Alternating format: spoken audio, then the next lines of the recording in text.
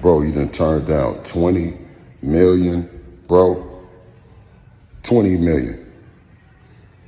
You done turned down 20 million. Guaranteed.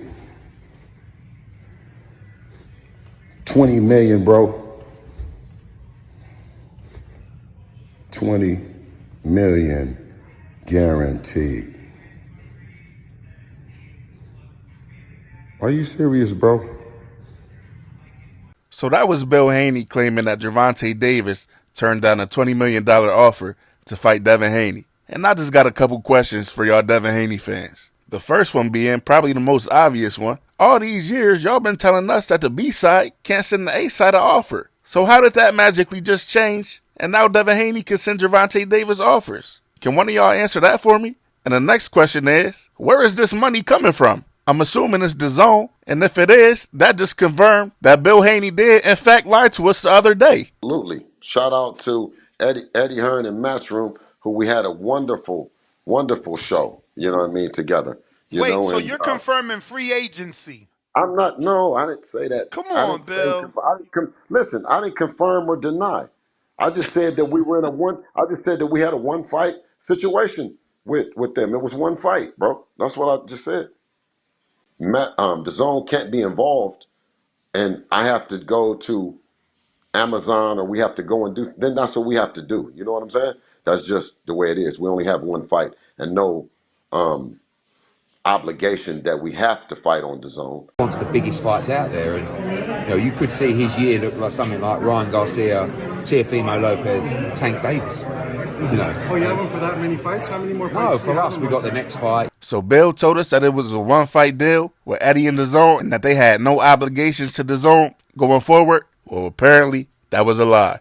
But ever since Bill came out and said this last night, and Tank posted a picture of Eddie Hearn messaging him, saying, let's talk, and Tank replying, no, the Devin Haney fans are at it again. Now Tank's ducking again. Now Tank's scared again. But guess what this is? It's another double standard, because we seen it all before. Am I the only one that remembers when Tank posted Eddie Hearn sending them an email about trying to make the Ryan Garcia fight and only offering them $10 million guaranteed? I'm the only one that remembers that. And then after that, the fight actually got made. Once the people that needed to be involved got involved, the real big dogs, and they made a lot more than $10 million.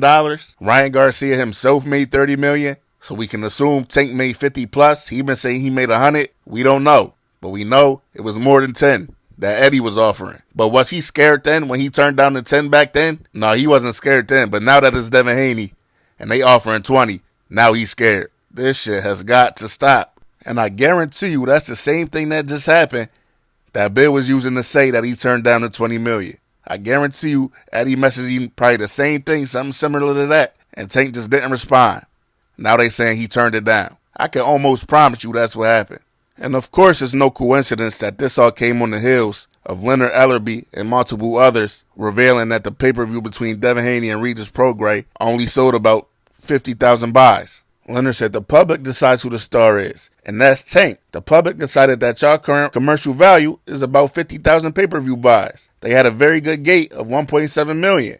But in what universe can y'all think that y'all now call the shots? You can't fool the public. In my opinion, what they did at the gate was a good piece of business. But Tank is operating at an entirely different level. You can't dictate terms to the guy who's bringing the business. For anybody that wants to fight Tank, it will always be on his terms.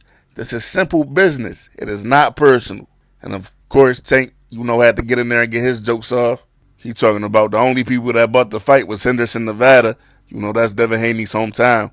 And of course, Leonard wasn't the only one that reported that the pay-per-view did around 50,000 pay-per-view buys. Some people reported less at 39,000, but it didn't go over 50,000. And Bill Haney came out and said that these numbers were lies, and that how you can tell it was a lie is look at the analytics around the fight, building up to the fight. Well, I don't know what analytics Bill was talking about, but as you can see right here, the final press conference that they had that Thursday before the fight only drew about 2,500 live viewers.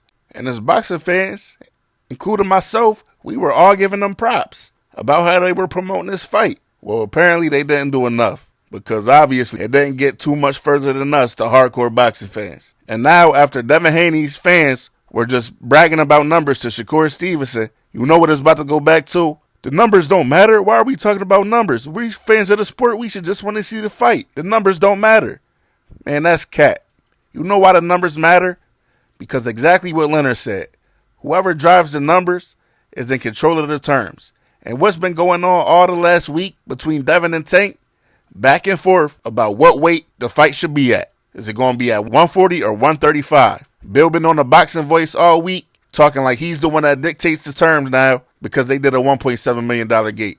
No, Gervonta Davis still dictates the terms. So that fight is going to have to take place at 135 pounds. Or else y'all don't want it that bad. And like I said, if y'all that confident, take the fight. Y'all beat Lomachenko at 135, and there's probably going to be a rematch clause in the contract. Take the fight, beat Tank at his weight, and if he wants a rematch, tell him he has to see you at 140. How about that? But that's what I got for y'all. I'm out.